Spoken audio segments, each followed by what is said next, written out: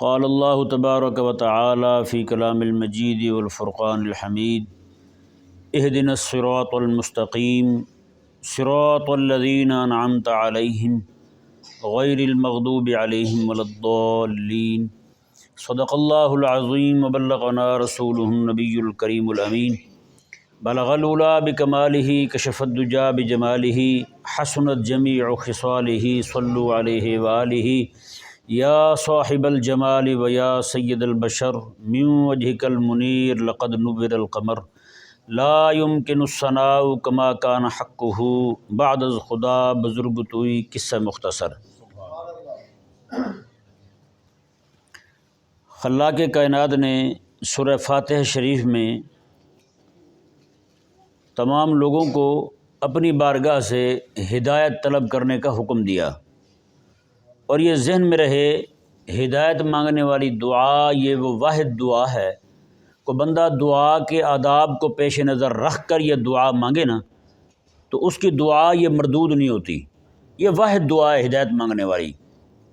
کیوں کہ بندہ ہدایت مانگے اللہ تعالیٰ سے اور اللہ تعالیٰ اسے ہدایت نہ دے تو قیامت والے دن تو اس کے پاس عذر آ جانا، مولا میں نے تو مانگا تھا تم سے، تو نے نہیں دیا تھا مجھے ہیں۔ تو اس لیے ہدایت والی دعا جو ہے نا، یعنی طلب ہدایت والی یہ دعا مانگی جائے تو خلاق کائنات اس دعا کو ضرور قبول فرماتا ہے۔ ہاں جی، اس کے آداب پیش نظر ہوں، ہاں جی، جو آداب احادیث مبارکہ میں فقہاء نے، علماء نے، محدثین نے بیان کیے ہیں ان کو پیش نظر رکھ کے بندہ دعا مانگے، اللہ تبارک و تعالیٰ قبول فرماتا ہے۔ تو یہ آیہ مبارکہ میں ہمیں یہ حکم دیا گیا اللہ تبارک و تعالیٰ کی طرف سے کہ بندہ مومن جو ہے، جو بھی بندہ ہے، یہ دعا مانگے اللہ تعالیٰ سے، اہدنا، مولا ہمیں ہدایت عطا فرما، الصراط المستقیم، سیدھے راستے کی۔ کس راستے کی؟ سیدھے راستے کی۔ اب ذہن میں رہے سیدھے راستے میں سب سے پہلی بات جو طلب کی جائے گی اللہ تبارک و تعالیٰ سے وہ عقیدہ ہے۔ وہ کیا ہے؟ وہ عقیدہ ہے۔ یعنی دو چیزیں مانگی جائیں گی اللہ تبارک و تعالیٰ سے۔ میں اختصار کے ساتھ آپ کے سامنے بات رکھنے لگا ہوں۔ دو چیزیں مانگی جائے گی، ایک عقیدہ اور ایک عمل۔ ایک عقیدہ مانگا جائے گا، دوسرا کیا مانگا جائے گا؟ عمل مانگا جائے گا۔ اور عقیدے میں عقیدے کا حسن مانگا جائے گا اور عمل میں عمل کا حسن مانگا جائے گا اللہ تبارک و تعالیٰ سے۔ عقیدہ جو ہے وہ تو سب کا ایک ہے، عقیدہ سب کا ایک ہے۔ اللہ کو ماننا ہے ہم نے، ہیں جی، اللہ کو ماننا ہے تو عقیدہ، تو پھر میں مانگوں گا یہ دعا مولا مجھے توحید والا عقیدہ عطا فرما، تو وہ میں بھی وہی مانگ رہا ہوں۔ آپ مانگیں گے دعا تو آپ بھی وہی چیز مانگ رہے ہیں جو میں مانگ رہا ہوں۔ یہاں پہ میرے مانگنے میں اور آپ کے مانگنے میں کوئی فرق ہے؟ یعنی جو مطلوب آپ کا ہے وہی مطلوب میرا ہے۔ سمجھ آ رہا ہے نہیں سمجھ آ رہا؟ اسی طرح عقیدہ نبوت ہو گیا۔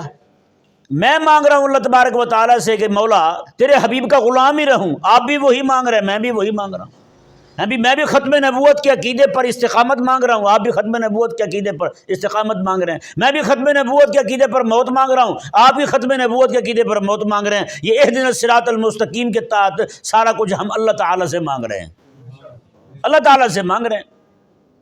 ہاں جی، ختم نبوت کے خلاف فتنہ کھڑا ہو جائے تو اہدنا الصراط المستقیم پڑھتے ہوئے باقی معانی بھی ذہن میں آئیں تو عقیدہ ختم نبوت پر استقامت جو ہے اس کی دعا زیادہ مانگنی چاہیے اللہ تبارک و تعالیٰ سے۔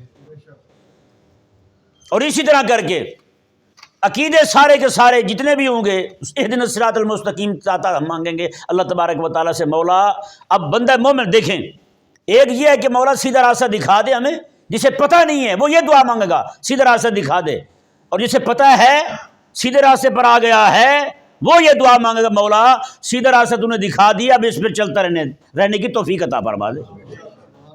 ہیں جی، اللہ تعالیٰ کو ایک مان لیا، حبیب کریم علیہ السلام کو مان لیا، اللہ کو ایک مانا، نماز کے لیے کھڑا ہو گیا، حبیب کریم علیہ السلام کو نبی مانا، سچا، آقا علیہ السلام کے طریقے کے مبارک طریقے کے مطابق کھڑا ہو گیا نماز کے لیے۔ اب اللہ کو بھی مانا، حبیب کریم علیہ السلام کی سنت کو بھی مانا، دونوں کو مان کے نماز میں کھڑا ہو گیا۔ اب کہہ رہا ہے اہدنا الصراط المستقیم، مولا سیدھا راستہ دکھا دے، نہ بلکہ اب مانا یہ ہوگا مولا سیدھے راستے پر چلتے رہنے کی توفیق عطا فرما دے، اسی پر مجھے موت عطا فرما دے، اسی پر مجھے دوام عطا فرما دے، اسی پر استقامت عطا فرما دے۔ وَأَمِتْنَا عَلَىٰ عَقِيدَةِ أَهْلِ السُّنَّةِ وَالْجَمَاعَةِ، مولا اہل سنت پر میں قائم ہوں اور اسی عقیدے پر مجھے موت عطا فرما دے۔ بتائیں، اور اسی عقیدے پر ہمارا حشر فرما، اسی عقیدے پر ہم اٹھیں، اسی عقیدے کو مانتے ہوئے ہم جنت کی راہ لیں قیامت والے دن۔ اب دیکھیں جی، اب آگے جی حسن فی العمل۔ اب حسن فی العمل میں کچھ چیزیں وہ ہیں جو سب کی ایک ہی ہیں، نماز ہو گئی، روزہ ہو گیا، حج ہو گیا، زکوٰۃ ہو گئی، ہاں جی، نماز پڑھ رہے ہیں، نماز میں کھڑے ہوئے ہیں، نماز پڑھ رہے ہیں، نماز میں کھڑے ہوئے ہیں، اہدنا الصراط المستقیم پڑھ رہے ہیں۔ تو مزے کی بات دیکھیں یہ دعا کتنی اہم ہے میرے اللہ تبارک و تعالیٰ کی طرف سے عطا کردہ، کہ اللہ تبارک و تعالیٰ کو اتنی پسند آئی، حبیب کریم علیہ السلام کو اتنی پسند آئی کہ ہر نماز میں اور ہر رکعت میں پڑھنے کا حکم ہوا۔ ہر نماز میں پڑھنی ہے اور ہر رکعت میں پڑھنی ہے۔ دیکھیں کتنی اہم بات ہے کہ نماز میں فرض کی 4 رکعتوں میں پہلی 2 رکعتوں میں فاتحہ بھی پڑھیں گے، ساتھ قرات بھی کریں گے، اور آخری 2 رکعتوں میں قرات کی آخری اجازت ہے کہ نہ کرو تم، لیکن فاتحہ وہاں بھی پڑھیں گے، ہم فاتحہ وہاں بھی پڑھیں گے ہم۔ بتائیں تو فاتحہ جو ہے کتنی اہم ہے، کیونکہ اس میں یہ دعا ہے اللہ تبارک و تعالیٰ کی بارگاہ میں جو مانگی جا رہی ہے، اہدنا الصراط المستقیم، مولا ہمیں سیدھے راہ پر چلتے رہنے کی توفیق عطا فرما۔ تو یہ نماز میں کھڑا ہو کے بندہ یہ دعا مانگے، اور بتائیں یار نماز میں ہی کھڑا ہو کے نماز میں ہی یہ دعا مانگے، اور اس میں یہ دعا نہ مانگے مولا مجھے نماز سیدھی پڑھنے کی توفیق عطا فرما۔ 60 سال بندہ نماز پڑھے اور نماز ہی سیدھی نہ ہو بندے کی، بتائیں، حیرانگی ہوگی آپ کو۔ ایک بندہ، بڑی پرانی بات آج میرے ذہن میں آئی، ایک بندے نے آج ایک کام کیا، اس کی وجہ سے یہ بات میرے ذہن میں آئی۔ نبی نماز میں کھڑا ہو کے بندہ سجدے میں گیا، رکوع میں گیا، واللہ علم کون سا مقام تھا مجھے بھی بھول گیا، یا نبی کہہ رہا تھا نماز میں یا نبی کہہ رہا ہے۔ کب؟ رکوع تھا یا سجدہ تھا؟ ایک بندہ تھا، اس کی عادت تھی وہ اٹھتے بیٹھتے غوث پاک یہی پڑھتا تھا۔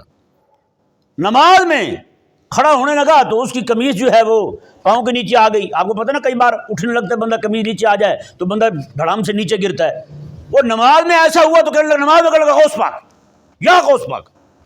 بتائیں بھائی نماز میں کھڑا ہو کے تجھے اور رب کی بارگاہ میں حاضر ہونا، تو نے نماز میں کھڑے ہو کے کدھر جا رہا ہے تم؟ تو یہ بہت ساری باتیں ایسی ہیں جی، نمازیں سیدھی نہیں ہوئی ہماری آج تک یار، نماز سیدھی نہیں ہوئی۔ ایک علاقے کا MP تھا، وہ آیا میرے پاس یہیں پہ، مجھے کہنے لگا جی آپ یہاں پہ بیٹھے ہوئے ہیں، اپنے علاقے میں چلیں، اپنے علاقے والوں کو علم پڑھائیں۔ میں نے کہا اچھا، 2-3 بار آیا یہیں پہ، شروع میں آیا تھا، کوئی 3-4 سال ہوئے تھے مجھے یہاں آئے ہوئے۔ کہنے لگا آپ چلیں، 1 بار آیا، 2ری بار، 3ری بار، آپ کی یہاں خدمت کتنی کرتے ہیں؟ میں آپ کو اتنے 1000 دوں گا۔ میں نے کہا اچھا، پھر کہ آپ آئیں جی بس۔ تو میں نے کہا جی وہاں پہ کیا موضوعات بیان ہوتے ہیں؟ کہنے لگا جی وہاں پہ تو سب سے زیادہ ضرورت نا استنجے کے مسائل اور نماز کے مسائل سکھانے کی ہے۔ کون سے مسائل سکھانے کی ہے؟ استنجے اور نماز کے مسائل، بس وہی بیان کریں۔ میں نے کہا اچھا، تو میں نے کہا بھی میں تو بھائی عادی ہوں حضور کی سیاست بیان کرنے کا، میں تو بھی وہ بیان کرنے کا عادی ہوں۔ کہتے جی پھر ہمارا کام بنے گا نہیں۔ میں نے کہا کیوں؟ کہتا میں نمرود لیگ کا بندہ ہوں، ان کی طرف سے الیکشن لڑتا ہوں، میں نمرود لیگ کا بندہ ہوں، میں تو الیکشن لڑتا ہوں ان کی طرف سے۔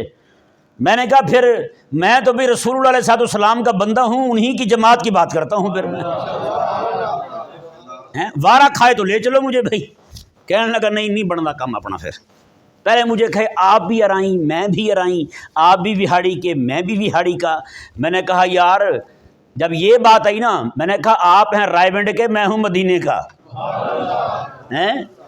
آپ بات کریں گے رائے بنڈ کی سیاست کی، میں بات کروں مدینے کی سیاست کی، تو کہنے لگا نہیں جی اب جوڑ نہیں بنتا ہمارا، جی لے گئے تشریف یہاں سے۔ پھر اندازہ لگائیں تو بھائی استنجا کے پہلے میں نے اس کو ٹالا۔ میں نے کہا یار دیکھو آپ کے علاقے میں کتنے عرصے سے مسجد بنی ہوئی؟ کہتے اتنے عرصے سے بنی ہوئی ہے، وہ 20-25 سال کہہ رہا تھا۔ میں نے کہا مولوی رکھے ہوئے؟ کہتے رکھے ہوئے تھے، آج تک بڑے بڑے عالم رکھے۔ میں نے کہا اگر آپ کے علاقے والے لوگوں کا استنجا ٹھیک نہیں ہوا 20 سال میں، تو میں مسکین کیا کر لوں گا وہاں کے؟ کہ نہیں، میں کہا میں مسکین کیا کر لوں گا وہاں کے، بتاؤ۔ اللہ اکبر کبیرہ۔ دیکھیں بھائی رب تبارک و تعالیٰ نے فرمایا اب نماز کی دعا مانگیں گے سیدھا ہونے کی، اہدنا الصراط المستقیم، تمام یہی دعا مانگے گا، مولا سیدھی پڑھنے کی توفیق عطا فرما، کیسے؟ جیسے تیرے نبی نے پڑھی ہے ویسی نماز، کیونکہ آقا علیہ السلام نے فرمایا صلو کما رأیتمونی، میں نماز تم ایسے پڑھو جیسے مجھے دیکھتے ہو نماز پڑھتے ہوئے۔ اور ہم لوگ جو ہے نا اللہ کے فضل سے اہل اسلام جو ہیں، ہماری نماز آج بھی وہی ہے جو رسول اللہ نے نماز پڑھی ہے۔ یہ پکی بات کہہ رہا ہوں آپ کو، مبارکباد ہو، قسم خدا کی کہہ رہا ہوں، ہیں جی۔ کیوں؟ آپ کی نماز، میرے آقا علیہ السلام نے فرمایا کہ نماز ویسے پڑھو جیسے تم مجھے دیکھتے ہو نماز پڑھتے ہوئے۔ تو آقا علیہ السلام کو نماز پڑھتے ہوئے کیسے دیکھا؟ عبداللہ بن مسعود نے دیکھا آقا علیہ السلام کو نماز پڑھتے ہوئے، انہوں نے اپنے شاگردوں کو بتایا کہ میں حضور ایسے نماز پڑھتے تھے۔ حضرت عبداللہ بن مسعود رضی اللہ عنہ کے شاگردوں نے ابو حنیفہ رضی اللہ عنہ کو نماز پڑھ کے دکھائی، کہا کہ عبداللہ بن مسعود نے رسول اللہ کو نماز پڑھتے ہوئے یوں دیکھا تھا، ہیں جی۔ تو امام ابو حنیفہ رضی اللہ عنہ نے امام محمد کو سکھائی، امام محمد، امام ابو یوسف، یہ سارے کے سارے چلتی چلتی امام بخاری تک پہنچی، پھر آگے چلتے چلتے اور جناب مجدد الفسانی تک آئی، پھر آگے امام احمد رضا تک آئی ان کے شاگردوں کے وسیلے سے۔ اور ہماری تو نماز بھی وہی نماز ہے جو رسول اللہ علیہ السلام نے مجھے دیکھ کے نماز پڑھو، ہماری تو نماز بھی دیکھی ہوئی ہے یار۔ اہدنا الصراط المستقیم کا مطلب ہی یہی ہے بھائی، ہمیں سیدھے راستے پر چلا۔ مولا جیسے تیرے نبی نے نماز پڑھی ہے ہمیں ویسی نماز پڑھنے کی توفیق عطا فرما، جیسے تیرے نبی نے تجارت کی ہے ویسے تجارت کرنے کی توفیق عطا فرما۔ ایک ایک شے جو ہے اہدنا الصراط المستقیم کے تحت آتی جائے گی۔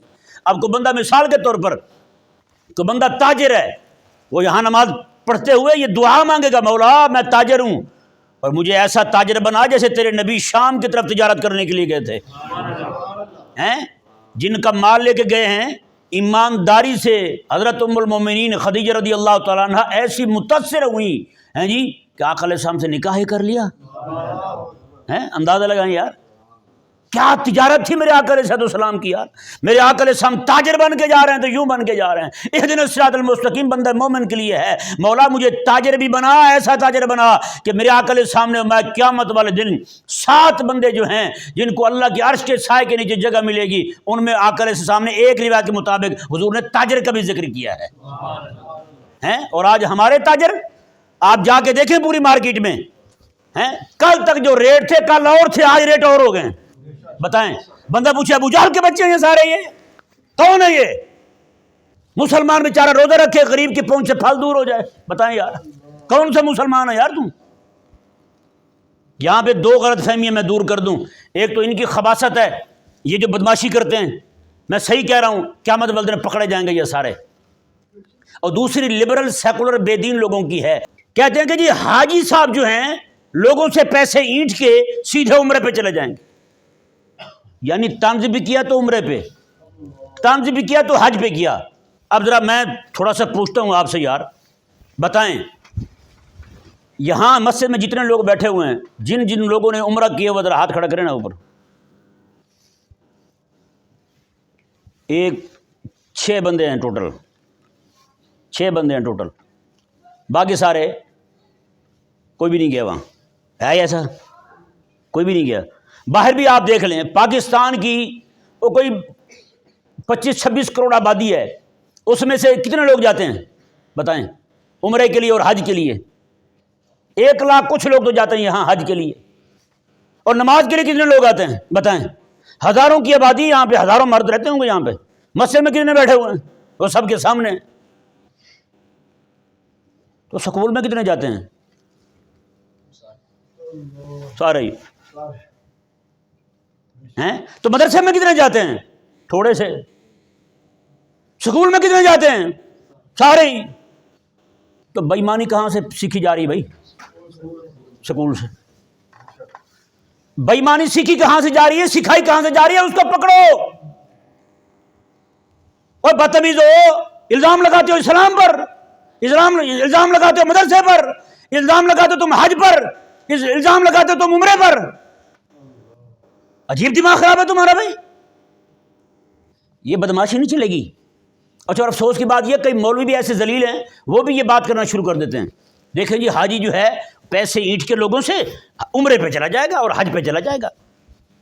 تو جو عمرے اور حج پہ جاتے ہوئے دکھائی دیتے ہیں جی، جتنے بھی سارے بڑے تاجر ہیں سارے کے سارے، یہ چاند رات کو اور دوسری بات کے جو راتیں آتی ہیں وہاں پہ جناب سین میں گھر میں باہر لائن بنا کے کھڑے ہوئے حرام خور تمہیں دکھائی نہیں دیتے ہیں؟